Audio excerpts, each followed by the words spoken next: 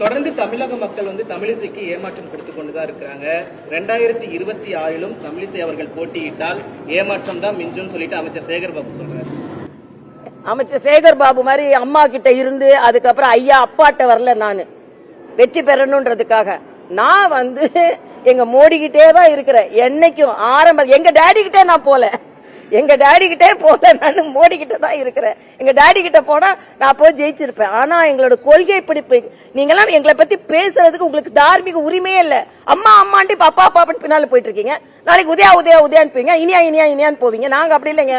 நாங்க தேசம்னா தேசம். நாங்க தோட்டாலும் நான் தேசத்துக்காக நிக்கிறேன், துணிச்சலா நிப்பேங்க. நான் நிப்பேங்க, நின்னா ஜெயிப்பேங்க, ஜெயிக்கலன்னா தோத்தாலும் நான் ஜெயிப்பேன்னு சொல்லுங்க. தமிழக மக்களுக்காக நிக்கிறேன்.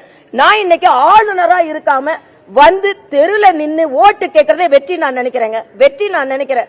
நான் போய் அங்க ஒரு உங்களை மாதிரி இல்லையே, நம்ம டாக்டராவே நான் தொழில் செஞ்சுட்டு இருந்தேன், ஆளுநரா இருந்தேன். அங்கே உள்ள உட்கார்ந்து இருந்திருக்காங்க. ஏன் வந்தேன்? தமிழக மக்களை பார்க்க வேண்டும் என்று வந்தேன்.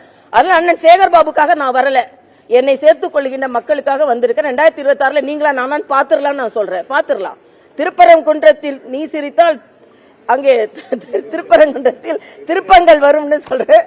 அதனால நிச்சயமாக மாற்றங்கள் வரும் என்பதை நான் தெரிவித்துக் கொள்கிறேன்.